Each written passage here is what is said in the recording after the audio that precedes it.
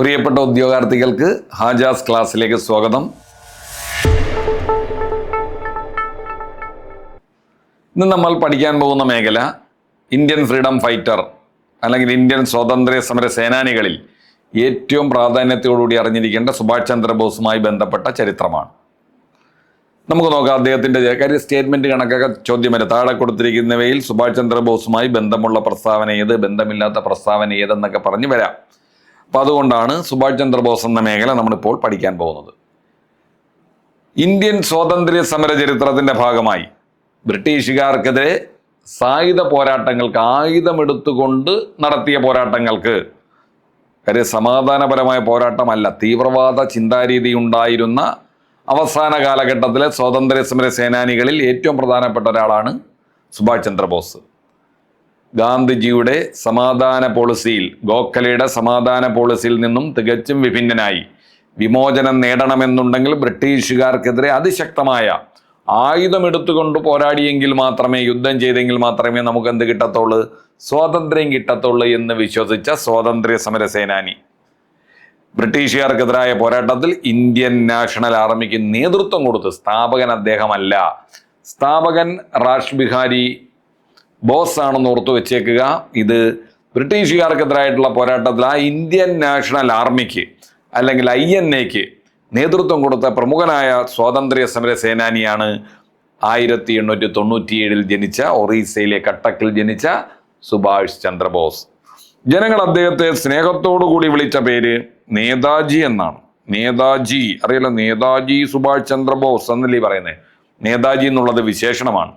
നമ്മൾ പറഞ്ഞു 97 ജനുവരി 23 കട്ടക്കിലെ അല്ലെങ്കിൽ ഒഡീഷയിലെ കട്ടക്കിലാണ് അദ്ദേഹത്തിന്റെ ജനനം. സുഭാഷ് ചന്ദ്രബോസിന്റെ ജന്മദിനമായ ജനുവരി 23 പരാക്രം ദിവസ്. അപ്പം ജനുവരി 23 പരാക്രം ദിവസ് നമ്മളോടുണ്ട്. ദേശീയ യുവജന ദിനം ജനുവരി 12 എന്ന് പറയുന്നത് പോലെ പരാക്രം ദിവസ് ജനുവരി മാസം 23 ഓർത്തു വെച്ചേക്കുക. അത് ഇദ്ദേഹത്തിന്റെ, സുഭാഷ് ചന്ദ്രബോസിന്റെ ജന്മദിനമാണ്, പരാക്രം ദിവസ്. ബംഗാളിലെ അഭിഭാഷകനായിരുന്ന ജാനകിനാഥ് ബോസിന്റെയും പ്രഭാവതി ദേവിയുടെയും 9ാമത്തെ മകനാണ് സുഭാഷ് ചന്ദ്രബോസ്. സുഭാഷ് ചന്ദ്രബോസിനെ ഏറ്റവും അധികം സ്വാധീനിച്ച ആത്മീയ ആചാര്യനാണ്, കുട്ടിക്കാലത്താണ് ഏറ്റവും കൂടുതൽ സ്വാധീനിച്ച ആത്മീയ ആചാര്യനായിരുന്നു സ്വാമി വിവേകാനന്ദ. ഈ സ്വാമി വിവേകാനന്ദനെ വിളിക്കുന്ന വിശേഷണം ഇന്ത്യൻ ആത്മീയ ദേശീയതയുടെ പിതാവെന്ന. ഇന്ത്യൻ ആത്മീയ ദേശീയതയുടെ പിതാവെന്ന് വിവേകാനന്ദനെ വിളിച്ചത് സുഭാഷ് ചന്ദ്രബോസാണ്. ക്ലിയർ ആയോ? ഇന്ത്യൻ ആത്മീയ ദേശീയതയുടെ പിതാവ് വിവേകാനന്ദൻ. വിവേകാനന്ദനെ അങ്ങനെ ആദ്യമായി വിളിച്ചത്, ആദ്യമായിട്ടോ അവസാനമായിട്ടോ ആ വിളിച്ചത് സുഭാഷ് ചന്ദ്രബോസാണെന്ന് ഓർത്തു വെച്ചേക്കുക. എന്തൊക്കെയായാലും ശരി, കുട്ടിക്കാലമൊക്കെ കഴിഞ്ഞു. 1920 Subhash Chandrabose Indian civil service നേടുന്നു. നിസ്സാരപ്പെട്ട ഒരു വിദ്യാഭ്യാസ യോഗ്യതയല്ല എന്ന് ഓർക്കുക. സുഭാഷ് ചന്ദ്രബോസ് 1921, അപ്പൊ 20 ഓരോ ടൈം ലൈനായിട്ടൊന്ന് ഓർത്ത് വെച്ചേക്കുക. 1920 അദ്ദേഹം സിവിൽ സർവീസ് നേടുന്നത്, ICS. 21 അദ്ദേഹം സ്വരാജ്യ എന്ന പേരിൽ ഒരു പത്രം ആരംഭിക്കുന്നു. അതുപോലെ തന്നെ ഓർക്കുക, ഈ സ്വരാജ്യ എന്ന പത്രം 1910 ഇന്ത്യൻ പ്രസ് ആക്ട് അനുസരിച്ച്, 1910 ഇന്ത്യൻ പത്ര നിയമം അനുസരിച്ച് കണ്ടുകെട്ടിയ അല്ലെങ്കിൽ ഇല്ലാതാക്കിയ ഒരു പത്രമായിരുന്നു സ്വരാജ്യ എന്നും ഓർത്തു വെച്ചേക്കുക. അപ്പോൾ 1910 ഇന്ത്യൻ പത്രനിയമം എന്ന് പറയുന്നത് പോലെ 1878 പത്രനിയമമുണ്ട്, പ്രാദേശിക ഭാഷാ പത്രനിയമം. നമ്മൾ കേട്ടുള്ള വെർണാക്കുലർ പ്രസ് ആക്ട്, അത് വേറെ, ഇത് വേറെ. അപ്പം ഇന്ത്യൻ പ്രസ് ആക്ട് പ്രകാരം 10 കണ്ടുകെട്ടിയ പത്രമാണ് സ്വരാജ്യ. സ്വരാജ്യ എന്ന് പറഞ്ഞ പത്രം ആരംഭിച്ചത് സുഭാഷ് ചന്ദ്രബോസാണ്. പക്ഷേ സ്വരാജ്യ എന്ന വാക്ക് ആരുടെ സംഭാവനയാണെന്ന് വെച്ചാൽ ദയാനന്ദ സരസ്വതിയുടെയും. സ്വരാജ്യ എന്ന വാക്ക് ആദ്യമായിട്ട് ഉപയോഗപ്പെടുത്തിയ ആള് ദാദാഭായ് നവറോജിയും. സ്വരാജ് എന്ന ആവശ്യം ആദ്യമായി മുന്നോട്ട് വെച്ച കോൺഗ്രസ് സമ്മേളനം 1906 കൽക്കട്ട സമ്മേളനമാണെന്നും ഈ അവസരത്തിൽ ഓർക്കുക. അതുപോലെ തന്നെ സുഭാഷ് ചന്ദ്രബോസ് അഖിലേന്ത്യാ യൂത്ത് കോൺഗ്രസിന്റെ പ്രസിഡന്റായി നിയമിതനായിട്ടുണ്ട്. അത് 1923 അദ്ദേഹം അതിൻ്റെ പ്രസിഡന്റായി മാറുന്നത്. ഇനി 23 സുഭാഷ് ചന്ദ്രബോസ് ബംഗാൾ കോൺഗ്രസിന്റെ അധ്യക്ഷനായി. കാര്യം 1920 നാഗ്പൂർ കോൺഗ്രസ് സമ്മേളന തീരുമാനപ്രകാരം പ്രാദേശിക തലത്തിൽ കോൺഗ്രസ് സമിതികൾ നിലവിൽ വന്നു. അങ്ങനെ 1923 ബംഗാളിൽ നിലവിൽ വന്ന പ്രാദേശിക ബംഗാൾ കോൺഗ്രസിന്റെ അധ്യക്ഷനായിട്ട് ഇദ്ദേഹം നിയമിതനായി 1923. നമുക്കറിയാം, പല പ്രധാനപ്പെട്ട സ്വാതന്ത്ര്യ സമര സേനാനികൾക്കും ഗുരുക്കന്മാർ ഉള്ളതുപോലെ സുഭാഷ് ചന്ദ്രബോസിന്റെ രാഷ്ട്രീയ ഗുരുവാണ് CR ദാസ്. ഇല്ലേ, ഗാന്ധിജിയുടെ രാഷ്ട്രീയ ഗുരു, ഗോഖലെയുടെ രാഷ്ട്രീയ ഗുരു MG റാനഡെ, അതുപോലെ തന്നെ സരോജിനി നായിഡു, ഇവരുടെയൊക്കെ പറ്റി രാഷ്ട്രീയ ഗുരു ഗോഖലെ, അംബേദ്കറിന്റെ ആത്മീയ ഗുരു ജ്യോതി ബഫുലെ എന്നൊക്കെ പറയുന്നത് പോലെ സുഭാഷ് ചന്ദ്രബോസിന്റെ രാഷ്ട്രീയ ഗുരുവായിരുന്നു CR ദാസ്. അദ്ദേഹം അറിയപ്പെടുന്നത് ദേശബന്ധു എന്നാണ്. CR ദാസ് സ്ഥാപിച്ച ഫോർവേഡ് എന്ന പത്രത്തിന്റെ ആദ്യ എഡിറ്റർ ആയിരുന്നു സുഭാഷ് ചന്ദ്രബോസ്. അപ്പം ഓർക്കേണ്ട കാര്യം, ഇവിടെ ഒരു ഫോർവേഡ് എന്നുള്ള ഒരു പത്രം ചോദിച്ചാൽ ഒരിക്കലും അതിൻ്റെ സ്ഥാപകൻ സുഭാഷ് ചന്ദ്രബോസ് അല്ല. ഫോർവേഡ് എന്ന പത്രം CR ദാസിന്റെ പത്രമാണ്, പക്ഷേ അതിൻ്റെ ആദ്യ എഡിറ്റർ സുഭാഷ് ചന്ദ്രബോസ് ആണ്.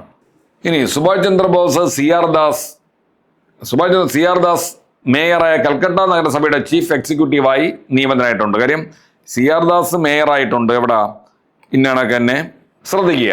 അതായത് സുഭാഷ് ചന്ദ്രബോസ് ചീഫ് എക്സിക്യൂട്ടീവ്, അതായത് കൽക്കട്ട നഗരസഭയുടെ ചീഫ് എക്സിക്യൂട്ടീവായിട്ട് നിയമിതനായിട്ടുണ്ട്, ഓഫീസറായിട്ട്. ആര്? CR ദാസ് മേയറായ സമയത്താണ്.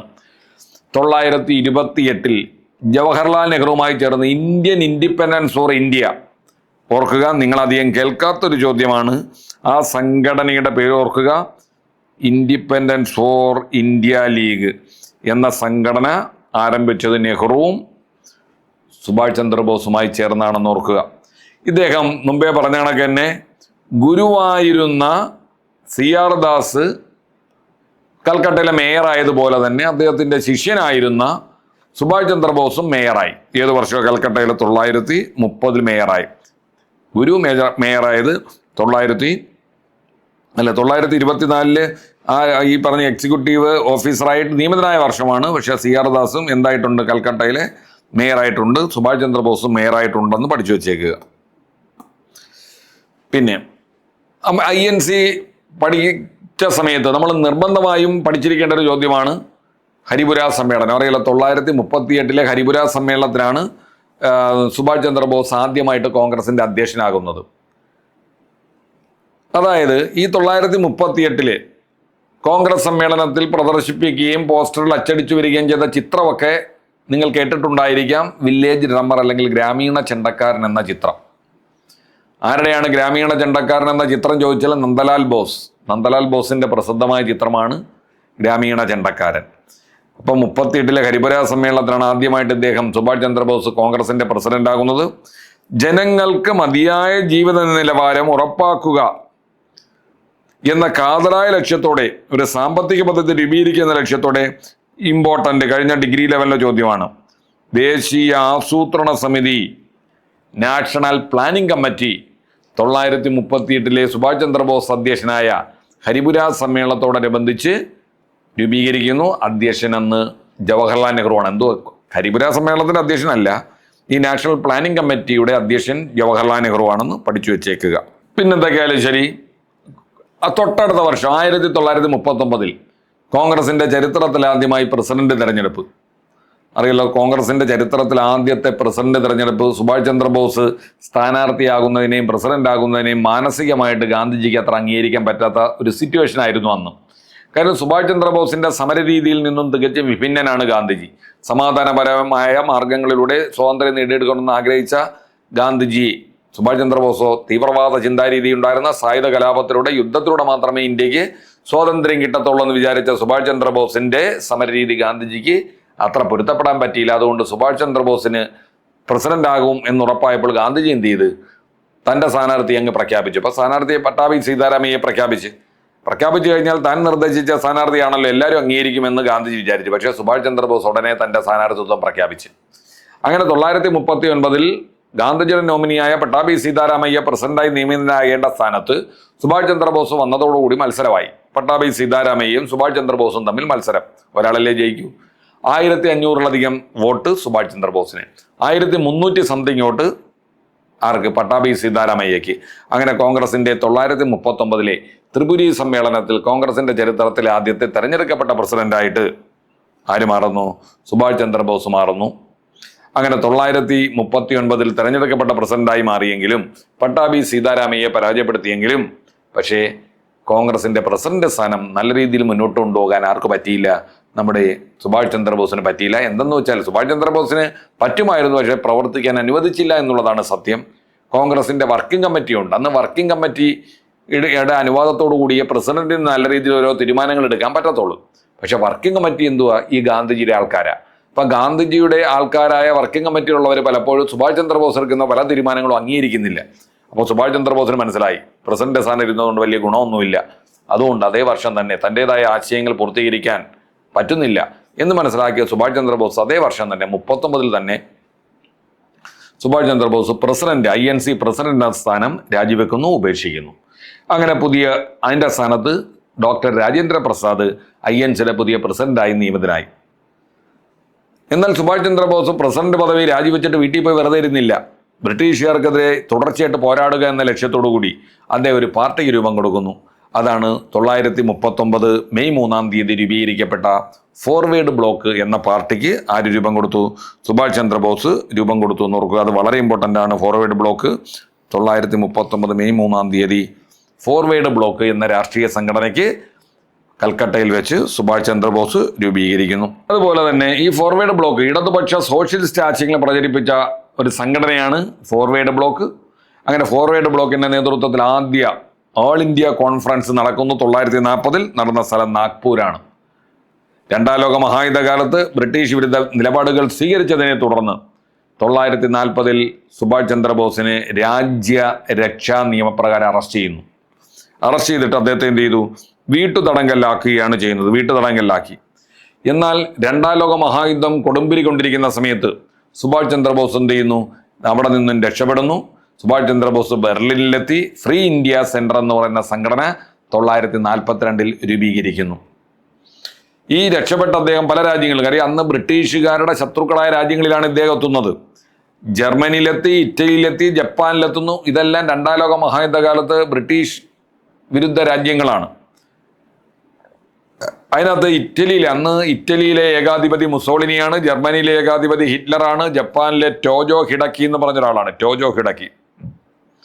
അതിനകത്ത് ഈ പറഞ്ഞ ഹിറ്റ്ലറും, അതായത് ജർമ്മൻ ഏകാധിപതിയായിരുന്ന ഹിറ്റ്ലറും സുഭാഷ് ചന്ദ്രബോസും തമ്മിൽ ആദ്യ കൂടിക്കാഴ്ച നടക്കുന്നത് 942 ആണെന്ന് ഓർത്തു വെച്ചേക്കുക. അത് കഴിഞ്ഞ് അടുത്തേന്ന് പറയുന്നത് രണ്ടാം ലോക മഹായുദ്ധകാലത്ത് സുഭാഷ് ചന്ദ്രബോസ് ജർമ്മനി നേതൃത്വം കൊടുത്ത അച്ചുതണ്ട് ശക്തികളെ പിന്തുണയ്ക്കുന്നു. കാരണം അച്ചുതണ്ട് ശക്തികളും സഖ്യകക്ഷികളും ഉണ്ടെന്ന് നിങ്ങൾക്കറിയാം. രണ്ടാം ലോക മഹായുദ്ധകാലത്ത് ഇറ്റലി, ജർമ്മനി, ജപ്പാൻ ഉൾപ്പെടുന്ന അച്ചുതണ്ട് ശക്തികൾ, ആക്സിസ് പവർ എന്ന് പറയും. Britain, France, America, Russia, China സഖ്യ കക്ഷികൾ. ഇതിൽ അച്ചുതണ്ട് ശക്തികളെ പിന്തുണയ്ക്കുന്നു സുഭാഷ് ചന്ദ്രബോസ്. എന്നിട്ട് അദ്ദേഹം പിന്നീട് ഇന്ത്യൻ നാഷണൽ ആർമി എന്ന ഒരു സൈന്യത്തിൽ അംഗമാകുന്നു. അതിൻ്റെ പ്രധാന നേതാവായി ആര് മാറുന്നു? സുഭാഷ് ചന്ദ്രബോസ് മാറുന്നു.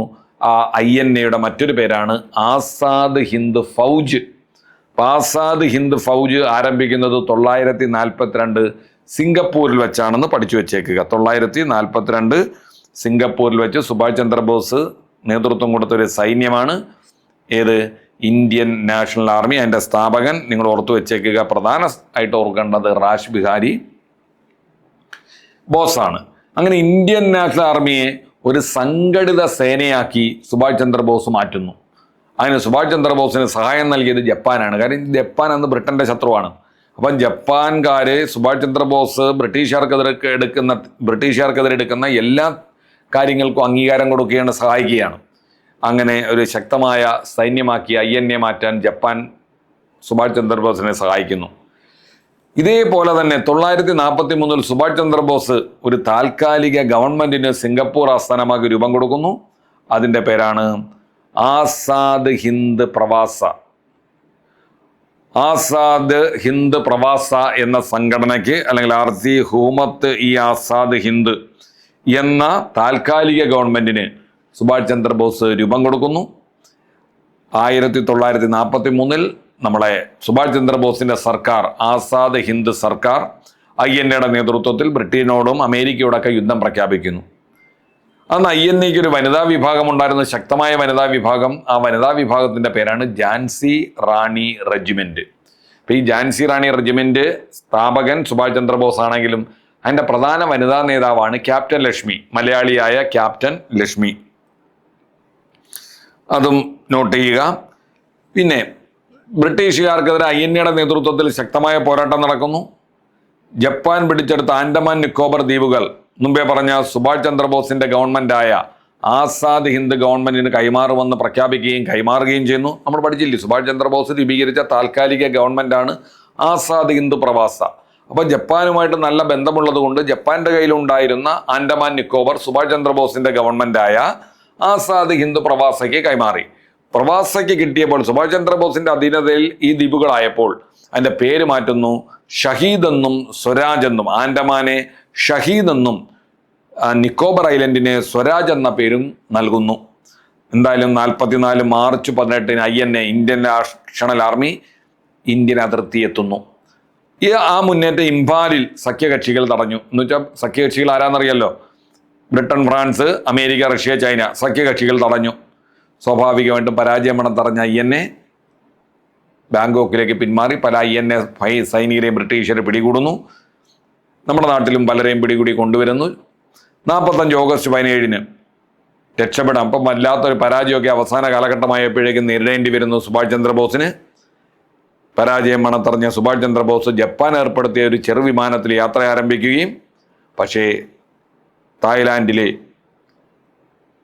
തൈഹോക്ക് വിമാനത്താവളത്തിൽ വെച്ച്, തൈവാന് സമീപമുള്ള തൈവാനിലെ തൈഹോക്ക് വിമാനത്താവളത്തിൽ വെച്ച് ഇദ്ദേഹത്തിൻ്റെ വിമാനം അപകടത്തിൽപ്പെടുന്നു. ഇദ്ദേഹത്തിന് രക്ഷപ്പെടാൻ പറ്റിയില്ലെന്ന് പറയപ്പെടുന്നു. ഇപ്പോഴും അത് കൺഫ്യൂഷനാണ്. അദ്ദേഹത്തിൻ്റെ മരണത്തെപ്പറ്റി ഇപ്പോഴും കൺഫ്യൂഷൻ വാർത്തയാണ്. വിമാനാപകടത്തിൽ ഗുരുതരമായി പരിക്കേറ്റ സുഭാഷ് ചന്ദ്രബോസ് ഹെയ്കോക്ക് അല്ലെങ്കിൽ തെയ്ഹോക്ക് ആശുപത്രിയിൽ വെച്ച് 1945 ഓഗസ്റ്റ് 18 മരണപ്പെട്ടതായി സുഭാഷ് ചന്ദ്രബോസ് മരണപ്പെട്ടതായി ലോകമാധ്യമങ്ങൾ റിപ്പോർട്ട് ചെയ്തു. പക്ഷേ ഈ മരണത്തെപ്പറ്റി, സുഭാഷ് ചന്ദ്രബോസിന്റെ മരണത്തെപ്പറ്റി ഇപ്പോഴും ദുരൂഹതകളുണ്ട്. അതിനൊരു മരണത്തെപ്പറ്റി അന്വേഷിക്കുന്നതിന് വേണ്ടി ബ്രിട്ടീഷ് ഓഫീസറായ കേണൽ ജോൺ ഫിംഗസിനെ നിയമിച്ച ഇന്ത്യൻ വൈസ്രോയിയാണ് അന്നത്തെ വൈസ്രോയി ആയിരുന്ന മൗണ്ട് ബാറ്റൻ പ്രഭു നിയമിക്കുന്നു. അതുപോലെ തന്നെ ഇന്ത്യ ഗവൺമെന്റും സുഭാഷ് ചന്ദ്രബോസിന്റെ തിരോധാനം അല്ലെങ്കിൽ മരണവുമായി ബന്ധപ്പെട്ട് 1956 ഒരു ഷാനവാസ് ഖാൻ കമ്മീഷനെ നിയമിക്കുന്നു. അതും നോട്ട് ചെയ്ത് വെച്ചേക്കുക. പിന്നെ മറ്റൊരു കമ്മീഷൻ GD കോസ്ലയുടെ ഒരു കമ്മീഷനെ നിയമിക്കുന്നു. ഇങ്ങനെ പല കമ്മീഷനുകളൊക്കെ നിയമിക്കപ്പെടുന്നു. കൽക്കട്ട ഹൈക്കോടതിയുടെ വിധിയെ തുടർന്ന് കേന്ദ്ര സർക്കാർ സുഭാഷ് ചന്ദ്രബോസിന്റെ തിരോധാനം അന്വേഷിക്കാൻ വേണ്ടി മറ്റൊരു കമ്മീഷൻ, മുഖർജി കമ്മീഷനെ ചുമതലപ്പെടുത്തി 1999. അപ്പോൾ ഓർക്കുക, മുഖർജി കമ്മീഷനുണ്ട്, ഇപ്പോൾ പറഞ്ഞ കോസ്ലെ കമ്മീഷനുണ്ട്. ഇതൊക്കെ സുഭാഷ് ചന്ദ്രബോസിന്റെ തിരോധാനവുമായി ബന്ധപ്പെട്ട കമ്മീഷനുകളാണ്. ഇത് കേന്ദ്ര സർക്കാരിന് 2005 മുഖർജി കമ്മീഷൻ റിപ്പോർട്ട് സമർപ്പിക്കുന്നു. ഇതൊക്കെയാണ് പ്രധാനമായിട്ട് അദ്ദേഹത്തുമായി ബന്ധപ്പെട്ട ചില ചരിത്ര സംഭവങ്ങൾ. ഇനി മറ്റു ചില കാര്യങ്ങൾ നമ്മൾ അറിയണം. സുഭാഷ് ചന്ദ്രബോസുമായി ബന്ധപ്പെട്ട് എക്സ്ട്രാ ആയിട്ട് നമ്മൾ അറിയേണ്ട ചില പോയിന്റുകൾ. ഒന്ന്, ദേശപ്രേം ദിവസം നമ്മൾ പറഞ്ഞു. ദേശസ്നേഹം പ്രോത്സാഹിപ്പിക്കുന്നതിൻ്റെ ഭാഗമായി അദ്ദേഹത്തിൻ്റെ ജന്മദിനം ദേശപ്രേം ദിവസമായിട്ട് ആചരിക്കുന്നു. പരാക്രം ദിവസ് ആയിട്ട് ആചരിക്കാൻ തീരുമാനിക്കുന്നത് 2021 മുതലാണ്. 2022 ജനുവരി 23 125 ജന്മവാർഷികം ആദരിച്ച സ്വാതന്ത്ര്യ സമര സേനാനി സുഭാഷ് ചന്ദ്രബോസിൻ്റെതായിരുന്നെന്നും ഓർത്ത് വെച്ചേക്ക്. 2022 125 ജന്മവാർഷികം ആഘോഷിക്കുന്നു. അദ്ദേഹത്തിൻ്റെ പ്രസിദ്ധമായ മുദ്രാവാക്യങ്ങൾ നിങ്ങൾ കേട്ടിട്ടുണ്ടായിരിക്കാം. ജയ് ഹിന്ദ്, ദില്ലി ചലോ, നിങ്ങൾ എനിക്ക് രക്തം തരൂ, ഞാൻ നിങ്ങൾക്ക് സ്വാതന്ത്ര്യം നൽകാം. രണ്ടും പ്രസിദ്ധമായ സുഭാഷ് ചന്ദ്രബോസിൻ്റെ മുദ്രാവാക്യങ്ങളാണ്. റാഷ് ബിഹാരി ബോസ് രൂപീകരിച്ച ഇന്ത്യൻ നാഷണൽ ആർമിയുടെ നേതൃത്വം ആർക്കായിരുന്നു എന്ന് ചോദിച്ചാൽ അത് നമ്മൾ പലതവണ പറഞ്ഞു പോയതാണ്, സുഭാഷ് ചന്ദ്രബോസ്. ഇനി ശ്രദ്ധിക്കുക, ഇന്ത്യയുടെ അന്തിമമായ സ്വാതന്ത്ര്യ യുദ്ധം ആരംഭിച്ചിരിക്കുന്നു. നമ്മുടെ രാഷ്ട്രപിതാവേ, ഇന്ത്യയുടെ മോചനത്തിനായുള്ള ഈ വിശുദ്ധ യുദ്ധത്തിൽ ഞങ്ങൾ അങ്ങയുടെ അനുഗ്രഹാശിസ്സുകൾ തേടുന്നു. ശ്രദ്ധിക്കുക, ഒന്നുകൂടെ പറയാം. ഇന്ത്യയുടെ അന്തിമമായ സ്വാതന്ത്ര്യ യുദ്ധം ആരംഭിച്ചിരിക്കുന്നു. നമ്മുടെ രാഷ്ട്രപിതാവേ, ഇന്ത്യയുടെ മോചനത്തിനായുള്ള ഈ വിശുദ്ധ യുദ്ധത്തിൽ ഞങ്ങൾ അങ്ങയുടെ അനുഗ്രഹാശിസുകൾ തേടുന്നു. ആരുടെ വാക്കുകൾ എന്ന് പറഞ്ഞതാര്? സുഭാഷ് ചന്ദ്രബോസ്. സുഭാഷ് ചന്ദ്രബോസിന്റെ മറ്റൊരു ഉപ്പ് സത്യാഗ്രഹത്തെ എൽബായിൽ നിന്നും പാരീസിലേക്കുള്ള നെപ്പോളിയന്റെ മടക്കയാത്ര എന്ന് വിളിച്ചത് സുഭാഷ് ചന്ദ്രബോസ്. നമ്മൾ സോൾട്ട് സത്യാഗ്രഹം പഠിക്കുമ്പോൾ ഓർത്തു വെക്കേണ്ട കാര്യമാണ്. പൊതുജനവികാരം അതിൻ്റെ പാരമ്പര്യത്തിലെത്തി നിൽക്കുമ്പോൾ പിന്മാറ്റത്തിന്റെ കാഹളം പുറപ്പെടുവിക്കുന്നത് ദേശീയ ദുരന്തത്തിൽ കുറഞ്ഞ മാറ്റമൊന്നുമില്ല, അല്ലെങ്കിൽ മറ്റൊന്നുമില്ല. നമ്മൾ നേരത്തെ പഠിച്ചിട്ടുള്ള ചൗരി ചൗര സംഭവം നിങ്ങൾ പഠിച്ചു. മഹാത്മാഗാന്ധി നിസ്സഹകരണ സമരം പിൻവലിക്കുന്നു. അന്ന് സുഭാഷ് ചന്ദ്രബോസ് അതുമായി ബന്ധപ്പെട്ട് പറഞ്ഞ കാര്യങ്ങളായി പറഞ്ഞത്, പൊതുജനവികാരം അതിൻ്റെ ഉച്ചകോടിയിലെത്തി നിൽക്കുമ്പോൾ പിന്മാറുന്നത് അത്ര നല്ല സ്വഭാവം, ദേശീയ ദുരന്തത്തിന് തുല്യമാണെന്ന് പറഞ്ഞത് സുഭാഷ് ചന്ദ്രബോസാണ്. ഗാന്ധിജിയുടെ നിസ്സഹകരണ സമരത്തിന്റെ പിന്മാറ്റത്തെ തുടർന്നാണ് ഇങ്ങനെ ഒരു അഭിപ്രായം ആര് പറഞ്ഞത്? സുഭാഷ് ചന്ദ്രബോസ് പറഞ്ഞത്. ഇനി നേതാജി എന്ന് സുഭാഷ് ചന്ദ്രബോസിനെ വിളിച്ചത് ഗാന്ധിജിയാണ്. നേതാജി നമ്മൾ പറയില്ല, നേതാജി സുഭാഷ് ചന്ദ്രബോസ്. ദേശ് നായക് എന്ന് വിളിക്കുന്നതും സുഭാഷ് ചന്ദ്രബോസിനെയാണ്. അങ്ങനെ വിളിച്ചത് രവീന്ദ്രനാഥ ടാഗോറാണ്. രാജ്യസ്നേഹികളുടെ രാജകുമാരൻ എന്നറിയപ്പെടുന്നതും സുഭാഷ് ചന്ദ്രബോസാണ്. പിന്നെ നമ്മൾ പറഞ്ഞു ഇന്ത്യൻ നാഷണൽ കോൺഗ്രസിന്റെ ആദ്യത്തെ തെരഞ്ഞെടുക്കപ്പെട്ട പ്രസിഡന്റും സുഭാഷ് ചന്ദ്രബോസ് ആണെന്ന് പഠിച്ചു വെച്ചേക്കുക. ഇനി സുഭാഷ് ചന്ദ്രബോസ് ഇന്ത്യയുടെ സ്വാതന്ത്ര്യത്തിനായി, അതൊരു റയർ ഫാക്റ്റ് ആണ്, അധികം നിങ്ങൾ കേൾക്കാത്തതായിരിക്കും. ഇന്ത്യയുടെ ഇന്ത്യൻ ലീജിയൻ എന്ന് എന്ന സംഘടന സ്ഥാപിക്കുന്നു. എവിടെ വെച്ചാണെന്ന് വെച്ചാൽ ജർമ്മനിയിൽ വെച്ചാണ് സുഭാഷ് ചന്ദ്രബോസ് ഇന്ത്യൻ ലീജിയൻ എന്ന് സ്ഥാപിക്കുന്നത്. പിന്നെ ദില്ലി ചലോ എന്ന മുദ്രാവാക്യം മുഴക്കിയത് എവിടെ വെച്ചാണെന്ന് വെച്ചാൽ സിംഗപ്പൂരിൽ വെച്ചാണ്. പിന്നെ താൽക്കാലിക ഗവൺമെന്റ്, നമ്മൾ മുമ്പേ പറഞ്ഞ ആസാദ് ഹിന്ദ് പ്രവാസയ്ക്ക് രൂപം കൊടുത്തതും സിംഗപ്പൂരാണ്. സുഭാഷ് ചന്ദ്രബോസിന്റെ തിരോധനം അന്വേഷിച്ച സുപ്രീം കോടതി ജഡ്ജി അധ്യക്ഷനായ കമ്മീഷനാണ്, അത് മുഖർജി കമ്മീഷൻ. പല കമ്മീഷനുകളിൽ ഒന്ന് മുഖർജി കമ്മീഷനാണെന്ന് ഓർത്തു വെച്ചേക്കുക. ഇനി സുഭാഷ് ചന്ദ്രബോസിന്റെ ഭൗതികാവശിഷ്ടങ്ങൾ സൂക്ഷിച്ചിരിക്കുന്നത് ജപ്പാനിലാണ്. അത് റങ്കോജി ക്ഷേത്രത്തിലാണെന്ന് പറയുന്നു. റങ്കോജി ക്ഷേത്രം. അത് കഴിഞ്ഞ് ആൻഡമാൻ നിക്കോബാർ ദ്വീപിലെ റോസ് ദ്വീപ് അറിയപ്പെടുന്നത് സുഭാഷ് ചന്ദ്രബോസിന്റെ പേരിലാണ്. സുഭാഷ് ചന്ദ്രബോസ് ദ്വീപ്.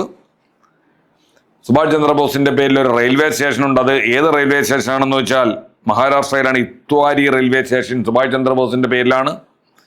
സുഭാഷ് ചന്ദ്രബോസ് അന്താരാഷ്ട്ര വിമാനത്താവളം ഉണ്ട്, ഇപ്പോഴും ഉണ്ട്, കൽക്കട്ടയിലാണെന്ന് ഓർക്കുക. Subhash Chandrabose institute of technology സ്ഥിതി ചെയ്യുന്നത് ഡൽഹിയിലാണ്. ഇതെല്ലാം സെപ്പറേറ്റ് ആയിട്ട് പഠിച്ചു വെച്ചേക്കുക. ബുക്കിനകത്ത് എഴുതി തന്നെ പഠിക്കണം, എന്നാലേ ഇത് മനസ്സിൽ കയറത്തോളല്ലേ മറന്നുപോകും. പിന്നെ സുഭാഷ് ചന്ദ്രബോസിന്റെ പേരിൽ ഓപ്പൺ യൂണിവേഴ്സിറ്റി ഉണ്ട്, അത് ബംഗാളിലാണ്. സുഭാഷ് ചന്ദ്രബോസിന്റെ പേരിൽ മെഡിക്കൽ കോളേജുകളുണ്ട്. നമ്മൾ ഇതിങ്ങനെ പറഞ്ഞു പോകുമ്പോൾ ഇങ്ങനെ പറഞ്ഞു, പക്ഷേ ഇത് തെറ്റിപ്പോകും, കൺഫ്യൂഷനാണ്. അതുകൊണ്ടൊരു പേപ്പർ എടുത്ത് ഒരു ബോക്സ് കണക്കൊക്കെ എഴുതി നന്നായിട്ട് എഴുതി പഠിക്കണം. ഇന്നത് സുഭാഷ് ചന്ദ്രബോസിന്റെ പേരിൽ ഓരോ സ്ഥാപനങ്ങൾ എഴുതിയിട്ട് അത് ഏത് സ്ഥലത്താണെന്ന് എഴുതി പഠിക്കണം, അല്ലെങ്കിൽ തെറ്റിപ്പോകും. സുഭാഷ് ചന്ദ്രബോസ് മെഡിക്കൽ കോളേജ് ജബൽപൂരാണ്. അടുത്ത ഒറ്റക്കല്ലിൽ നിർമ്മിച്ച നേതാജി സുഭാഷ് ചന്ദ്രബോസിന്റെ ഗ്രാനൈറ്റ് ശില്പം ഡൽഹിയിലെ കർത്തവ്യാപ്തയിൽ ഇന്ത്യ ഗേറ്റിന് സമീപം ഉദ്ഘാടനം ചെയ്തത് 2022-ലാണ്. 2022-ലാണ് അത് ഉദ്ഘാടനം ചെയ്യപ്പെട്ടത്. വർഷം ഓർത്തു വച്ചേക്കുക. ഇനി സുഭാഷ് ചന്ദ്രബോസിനെ കേന്ദ്ര കഥാപാത്രമാക്കിക്കൊണ്ട് വാട്ട് ഹാപ്പൻഡ് ടു നേതാജി എന്ന പുസ്തകം രചിച്ചത് അനൂജ് ദർ എന്നൊരാളാണ്. Anuj Dhar, what happened to Netaji. ഇനി സുഭാഷ് ചന്ദ്രബോസിന്റെ പരീക്ഷയ്ക്ക് വരുന്ന സ്ഥിരം പുസ്തകങ്ങളാണ് അടുത്ത നമ്മൾ ഓർക്കേണ്ടത്. 4 പ്രധാനപ്പെട്ട പുസ്തകങ്ങൾ നമ്മൾ പഠിച്ചു വെച്ചേക്കണം എന്തായാലും. The Indian struggle and Indian pilgrims, alternative leadership, letter to Emily Schenkl. ഇതിൽ ഇന്ത്യൻ സ്ട്രഗിൾ സ്ഥിരം പരീക്ഷയ്ക്ക് വരുന്ന ഇന്ത്യൻ സ്ട്രഗിൾ എന്ന സുഭാഷ് ചന്ദ്രബോസിന്റെ പുസ്തകം, അത് അദ്ദേഹത്തിന്റെ ആത്മകഥയാണ്. അത് പൂർത്തിയാകാത്ത ആത്മകഥയാണ് ആൻ ഇന്ത്യൻ പിൽഗ്രിം. സുഭാഷ് ചന്ദ്രബോസിന്റെ ആത്മകഥ ചോദിച്ചാൽ ഇന്ത്യൻ സ്ട്രഗിളും, പൂർത്തിയാകാത്ത ആത്മകഥ ചോദിച്ചാൽ ആൻ ഇന്ത്യൻ പിൽഗ്രിമാണ്. കൂടാതെ ആൾട്ടർനേറ്റീവ് ലീഡർഷിപ്പും ലെറ്റർ ടു എമിലി ശങ്കലും അദ്ദേഹത്തിന്റെ കൃതികളാണ്. ഇനി സുഭാഷ് ചന്ദ്രബോസ് കേന്ദ്ര കഥാപാത്രമായ ദ ഫൊർഗട്ടൺ ഹീറോ എന്ന സിനിമയുടെ സംവിധായകൻ ശ്യാം ബെനഗൽ. നമ്മൾ കേട്ടിട്ടുണ്ട്, ശ്യാം ബെനഗൽ ഗാന്ധിജിയെ കേന്ദ്ര കഥാപാത്രമാക്കിക്കൊണ്ടും സിനിമ സംവിധാനം ചെയ്തിട്ടുണ്ട്. മേക്കിംഗ് ഓഫ് മഹാത്മ, ഗാന്ധിജിയുടെ ദക്ഷിണാഫ്രിക്കൻ ജീവിതത്തെ ആസ്പദമാക്കി നിർമ്മിക്കപ്പെട്ട സിനിമയാണ് മേക്കിംഗ് ഓഫ് മഹാത്മയെങ്കിൽ ഇവിടെ ദ ഫൊർഗട്ടൺ ഹീറോ അത് സുഭാഷ് ചന്ദ്രബോസിൻ്റെ ആണെന്ന് ഓർത്തു വെച്ചേക്കുക. കേന്ദ്ര കഥാപാത്രം സുഭാഷ് ചന്ദ്രബോസാണ്. സംവിധാനം ശ്യാം ബെനഗൽ. ബോസ് ഡെഡ് അല്ലെ 2017 എന്ന ടെലിവിഷൻ വെബ് സീരിയലിൽ സുഭാഷ് ചന്ദ്രബോസായി വേഷമിട്ട ഇന്ത്യൻ ചലച്ചിത്ര താരം രാജ്കുമാർ റാവു. ഇനി സുഭാഷ് ചന്ദ്രബോസിന്റെ സമരങ്ങളിൽ ആകൃഷ്ടനായി INA-യിൽ ചേർന്ന മലയാളിയാണ് വക്കം അബ്ദുൽ ഖാദർ. മൗലവി അല്ലത്, അത് വേറെ. വക്കം അബ്ദുൽ ഖാദർ. കേരള സുഭാഷ് ചന്ദ്രബോസ് എന്നറിയപ്പെടുന്നത് അബ്ദുറഹ്മാൻ സാഹിബാണ്. സുഭാഷ് ചന്ദ്രബോസിന്റെ പേരിൽ അറിയപ്പെടുന്ന മലയാളിയാണ് വി അബ്ദുറഹ്മാൻ സാഹിബ്. അപ്പം സുഭാഷ് ചന്ദ്രബോസുമായി ബന്ധപ്പെട്ട പരമാവധി ചോദ്യങ്ങൾ ഈ ചുരുങ്ങിയ സമയത്തിനുള്ളിൽ നിങ്ങളുടെ മുന്നിൽ എന്ത് ചെയ്തിട്ടുണ്ട്, എത്തിച്ചിട്ടുണ്ട്. കൺഫ്യൂഷൻ ഉണ്ടാകുന്ന ഒത്തിരി ഫാക്റ്റ് തന്നതിനകത്തുണ്ട്. അതൊക്കെ ബുക്കിനകത്ത് നല്ലപോലെ എഴുതി പഠിക്കുക. ക്ലാസ് കേട്ടുകൊണ്ടിരുന്ന ഏവർക്കും എൻ്റെ നന്ദി, നമസ്കാരം രേഖപ്പെടുത്തുന്നു. മറ്റൊരു ക്ലാസ്സിൽ ഉടനെ എത്തുന്നതായിരിക്കും. ബൈ.